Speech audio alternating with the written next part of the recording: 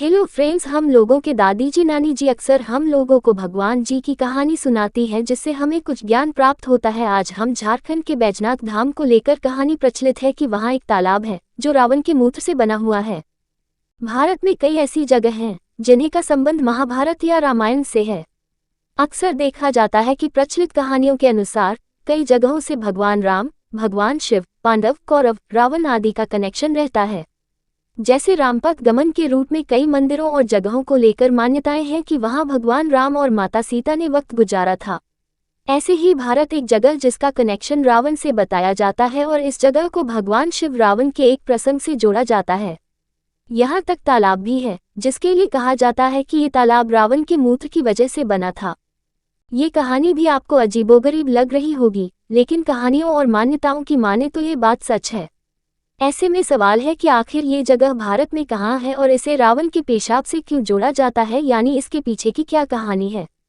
क्या है कहानी? वैसे ये बात है झारखंड के बैजनाथ धाम की, जहाँ भगवान शिव का काफी प्राचीन मंदिर भी है। कहा जाता है कि यहाँ जो शिवलिंग है वो रावण लेकर आया था।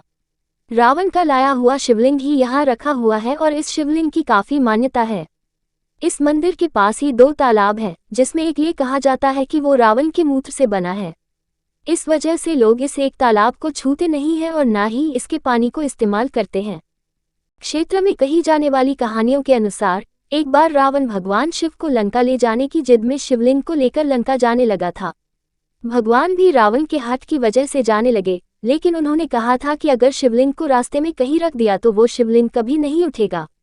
इस शर्त पर शंकर भगवान रावण के साथ जाने लगे।